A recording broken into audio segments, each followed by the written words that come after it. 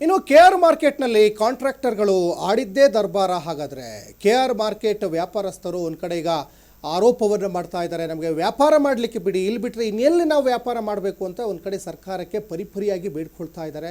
July 10ರವರೆಗೂ ಕೂಡ ಅಲ್ಲಿ ವ್ಯಾಪಾರಸ್ಥರಿಗೆ ಒಂದು ಕಡೆ ಈಗ ಗಡುವು ಕೊಟ್ಟಂತೆ ಕಾಣಿಸ್ತಾ ಇದೆ. ಬಳಿಕ ಉಪವಾಸ ಸತ್ಯಾಗ್ರಹದ ಎಚ್ಚರಿಕೆಯನ್ನು ಗ್ರಾಹಕರು ಕೊಟ್ಟಿದ್ದಾರೆ. ಯಾಕಂದರೆ ಇದು ಬೆಂಗಳೂರಿನ ಅತಿ ದೊಡ್ಡ ಮಾರುಕಟ್ಟೆ ಅಂದರೆ ಕೆ ಆರ್ ಮಾರ್ಕೆಟ್. ಇಲ್ಲಿ ಸಾಕಷ್ಟು ಜನ ವ್ಯಾಪಾರ ವ್ಯವಹಾರಗಳನ್ನು ಮಾಡ್ತಾರೆ.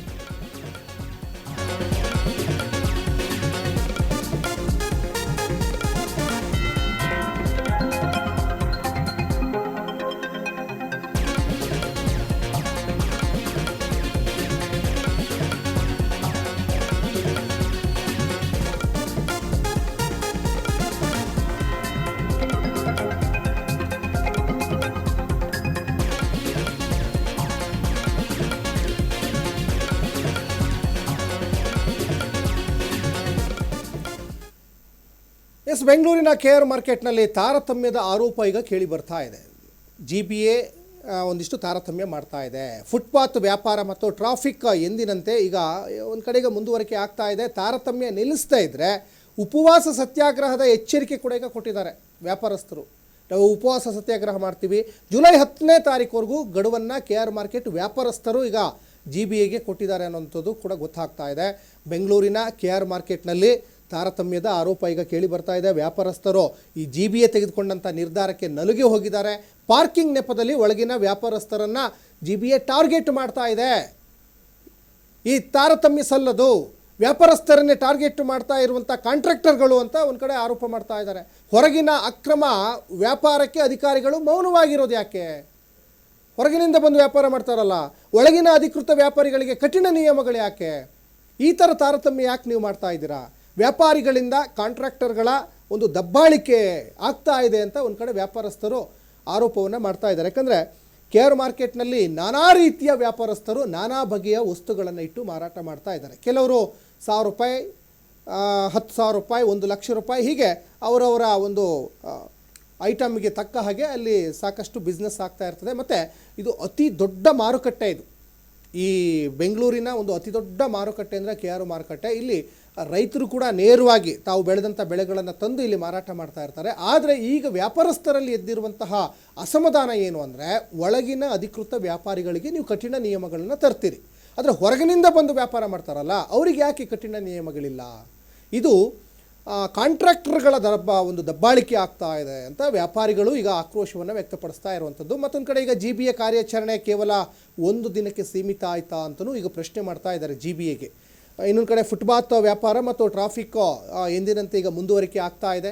ತಾರತಮ್ಯವನ್ನು ನಿಲ್ಲಿಸದೇ ಇದ್ದರೆ ಎಚ್ಚರಿಕೆ ಕೊಟ್ಟಿದ್ದಾರೆ. ಏನು ಎಚ್ಚರಿಕೆ ಅಂದರೆ ಉಪವಾಸ ಸತ್ಯಾಗ್ರಹ ಮಾಡ್ತೀವಿ ಅಂತ. ಜುಲೈ 10ನೇ ತಾರೀಕುವರೆಗೂ ಕೂಡ ಈಗ ಕೆ ಆರ್ ಮಾರುಕಟ್ಟೆಯ ವ್ಯಾಪಾರಸ್ಥರು GBAಗೆ ಈಗ ಒಂದು ಗಡುವನ್ನು ಕೊಟ್ಟಿದ್ದಾರೆ.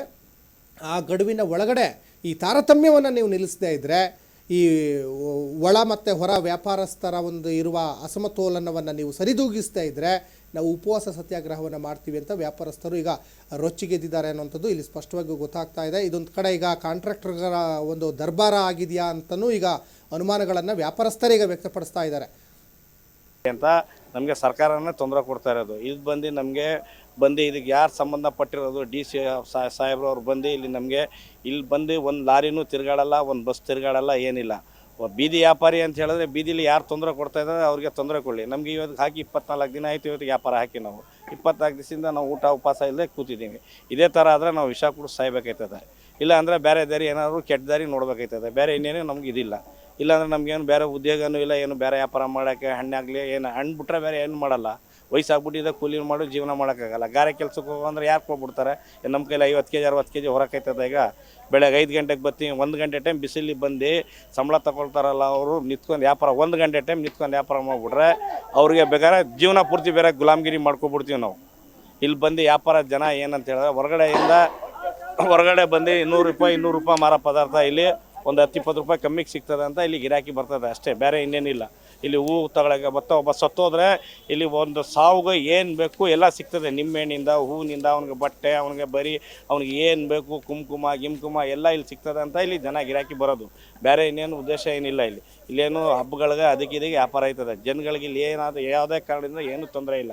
ದಯವಿಟ್ಟು ಇದು ಸರ್ಕಾರ ನಮಗೆ ಸಹಕರಿಸಿ ಏನಿದ್ರು ಡಿ.ಕೆ. ಶಿವಕುಮಾರ್ ಅವರು ನಿಂತ್ಕೊಂಡು ಅವ್ರು ಬಂದ ಮೇಲೇ ಈ ಥರ ಆಯ್ತಾರೆ. ಅದು ಅವರು ಏನು ಅವ್ರು ಮಾಲ್ ಇದ್ದಾರೆ, ಅವ್ರ ಮಾಲ್ಗೆ ಗಿರಾಕಿ ಹೋಯ್ತಾರೆ. ಅಲ್ಲಿ 400 ರೂಪಾಯಿ ಮಾರ್ತಾರೆ, ಇಲ್ಲಿ 200 ರೂಪಾಯಿ 150 ರೂಪಾಯಿ ನಾವು ಮಾರ್ತೀವಿ. ಅಲ್ಲಿ ಅವರು ಬೀದಿ ವ್ಯಾಪಾರಿ ಮಾಡಿಸ್ಕೊಡ್ಬೇಕಂದ್ರೆ ಇದೇನು ಅಮೇರಿಕಾ ಮಾಡ್ತಾ ಇದ್ದಾರೆ? ಇದು ಯಾರಿಗೆ ಬೇಕು ಅಮಿತ? ಬ್ರಿಟಿಷ್ನವ್ರು ಇದ್ದಾಗಲೇ ಈ ಥರ ತೊಂದರೆ ಕೊಂಡಿಲ್ಲ. ಬ್ರಿಟಿಷ್ನವರು ಅವರೊಂಥರ ಆಳ್ಬಿಟ್ಟು ಹೋದ್ರು. ಈಗ ರಾಜಕೀಯದವರೆಲ್ಲ ಇವರೆಲ್ಲ ಸೇರಿಬಿಟ್ಟು ಒಂಥರ ಆಳ್ಕೆ ಮಾಡ್ತಾವ್ರೆ. ಅವ್ರದ್ದು ನೋಡಿದ್ರೆ ಬಿಲ್ಡಿಂಗು, ನಮ್ಮದು ನೋಡಿದ್ರೆ ಗುಡ್ಸಲ್ ಮನೆ ಇರೋದು, ನಾವಿರೋದು ಬಾಡಿಗೆ ಮನೆಯಲ್ಲಿ. ಅವರು ಒಬ್ಬ ಅವನ ಅಸಿಸ್ಟೆಂಟ, ಅವ್ನ ಶೀರ್ಷ ಅಂತ, ಅವ್ನ ಕಾರ್ಯಕರ್ತ ಅವ್ರಂತ ಅವ್ರ ಬಿಲ್ಡಿಂಗ್ಗಳು ಕಟ್ಕೊಂಡು ಅವ್ರು ಮಾಡ್ಕೊಂಡು ಹೋಯ್ತಾರೆ. ಬ್ರಿಟಿಷ್ನವರಾದರೂ ಏನೋ ದೋಚ್ಕೊಂಡು ಹೊಂಟೋಗ್ಬಿಟ್ರು, ಬೂಟ್ ಹೊಂಟೋಗ್ಬಿಟ್ರು, ಬೇರೆದನ್ನ ಹೊತ್ಕೊಂಡು ಹೋಗೋದಾಗಿದ್ದಾರೆ. ಇವ್ರ ಮಂತನಕ್ಕೆ ಮಾತ್ರ ಬೇಕು, ಇವ್ರಿಗೆ ಮಾತ್ರ ಬೇಕು, ಬೇರೆ ಏನಕ್ಕೆ ಇದಿಲ್ಲ. ಇಲ್ಲಿ ಬಂದು ನಮಗೆ ಭಾರಿ ತೊಂದರೆ ಕೊಡ್ತಾರೆ. ಇದೇ ಥರ ಆದರೆ ಇಲ್ಲ ವಿಷ ಕುಡಿಸ್ತಾಯಿದ್ದಾರೆ. ಎಲ್ಲ ಉಪವಾಸಗ್ರಹ ಸತ್ಯಾಗ್ರಹ ಕೂತ್ಕೊಳ್ಳೋಂಥ ಎಲ್ಲ ಮಾತುಕತೆ ಆಗಿದೆ. ಇವತ್ತಿಲ್ಲ ನಾಳೆ ಏನೋ ಸಾಹೇಬರು ರಾತ್ರಿ ಟಿ ವಿಲಿ ನೋಡೋದು 10ನೇ ತಾರೀಕು ಏನೋ ಮಾಡ್ತೀವಿ ಅಂತ ಇರೋದಕ್ಕೆ ಸುಮ್ಮನೆ ಇದ್ದೀವಿ. ಇಲ್ಲ ಅಂದರೆ ನಾವು ಏನಿರೋದು ಇಲ್ಲ ಆರಾಮಾಗಿ ಉಪವಾಸ ಸತ್ಯಾಗ್ರಹ